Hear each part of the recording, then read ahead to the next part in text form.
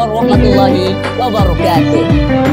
Perkenalkan, nama saya Muhammad Rafa Karunia, bisa dipanggil dengan Rafa. Saya berasal dari kelas 8G dari SMPN 1 Pangandaran.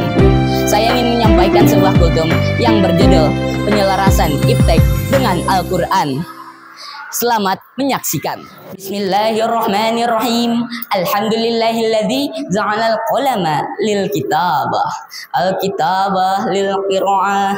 Al-qira'ah lil ma'rifah. Al-ma'rifah lillahi ta'ala. Uhayyikum tahiyatan islamiyah. Tahiyatan ahlal jannah. Tahiyatan min indillah. Fahiyas salam. Assalamualaikum warahmatullahi wabarakatuh.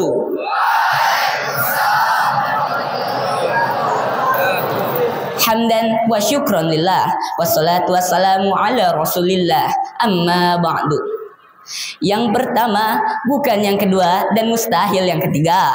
Marilah kita panjatkan puji syukur alhamdulillah kita kepada Allah yang maha rahmah lagi maha ghafur, yang telah memberikan kita nikmat panjang umur yang tidak bisa diukur oleh kondektur, direktur, tukang cukur, bahkan profesional catur sekalipun, agar kita senantiasa bersyukur, hidup makmur, tidak takabur, dan mengharapkan nikmat kubur. Salawat beserta salam, marilah kita curah limpahkan kepada sang putra yang terlahir di gurun pasir, orang yang terlahir untuk meluruskan orang yang kafir. Senin subuh beliau terlahir, patung-patung di sekitar Ka'bah jatuh terjungkir, orang yang gimana pun keadaannya akan selalu berzikir. Beliaulah Nabi Allah terakhir, siapa lagi kalau bukan baginda Nabi besar Muhammad. Tidak lupa kepada keluarganya yang mulia, sahabatnya yang setia, dan mudah-mudahan kita diakui sebagai umatnya dan mendapatkan syafaatul uzma darinya. Amin amin ya rabbal alamin. Jamaah. Oh jamaah. Alhamdulillah. Iptek terus berkembang untuk memenuhi kebutuhan hidup manusia, mengantarkan manusia di bumi terus berinovasi, pendidikan dan teknologi berkolaborasi dari masa ke masa. Ruang, waktu, dan jarak bukan masalah lagi. Kini dengan sekali klik saja bisa mencapai Amerika, Eropa, Korea, mancanegara, bahkan ke pelosok terpencil di dunia. Namun di sisi lain, Iptek juga membawa kesenjangan sosial yang nyata. Terbenamnya akhlak yang merajalela.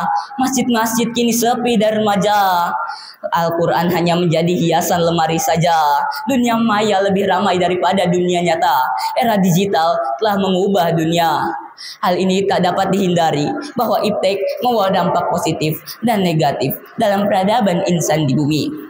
Oleh karena itu, izinkan saya berdiri di hadapan hadirin sekalian untuk menyampaikan sepatah dua patah kata yang akan saya patahkan menjadi beribu-ribu patah kata dalam kultum saya yang berjudul Penyelarasan Iptek dengan Al-Quran.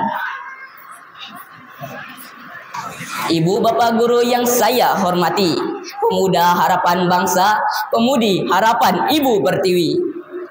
Media sosial saat ini sedang menjadi fenomena dalam masyarakat, khususnya generasi muda, seperti Pertamina yang katanya oplosan dan iSospeed yang live streaming ke Indonesia. Media sosial saat ini sudah membawa kita ke manfaat yang sangat banyak. Dulu keluar kota naik onta, kini lebih cepat naik Toyota. Dulu zaman pekerja berotot, kini zaman serba pakai robot. Dulu penerangan memakai lentera, kini lampu elektrik menerangi seluruh dunia. Namun, Iptek juga membawa dampak negatif yang nyata. Data pribadi kita bocor, banyak yang menjadi provokator dan koruptor. Namun, masyarakat kita hanya molor dan bermain game gacor.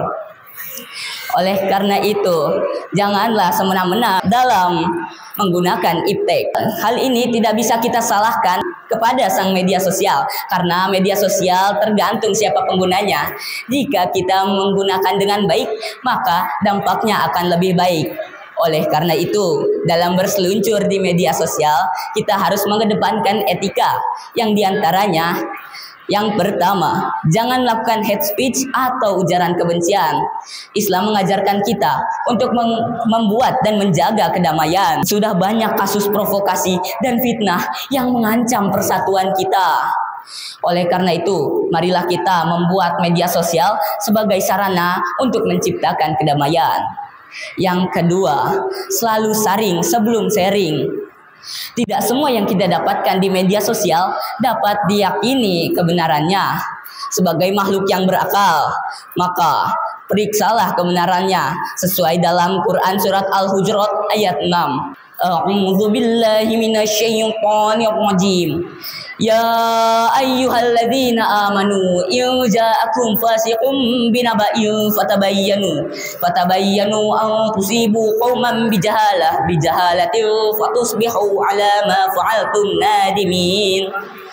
Wahai orang-orang yang beriman, jika datang seseorang yang fasik kepadamu membawa suatu berita, maka telitilah kebenarannya, agar kamu tidak mencelakakan suatu kaum karena kebodohan atau kecerobohan, yang akhirnya kamu akan menyesali perbuatanmu itu.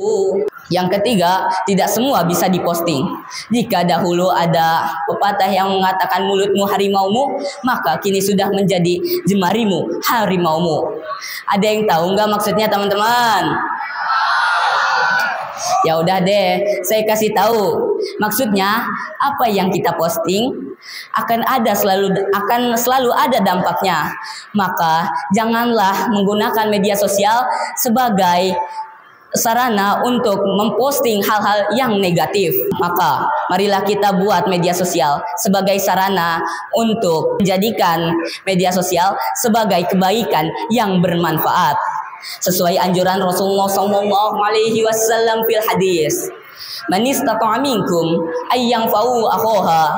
Barang siapa yang dapat membawa manfaat bagi saudaranya, wal yang fahu, kata Nabi, maka laksanakanlah.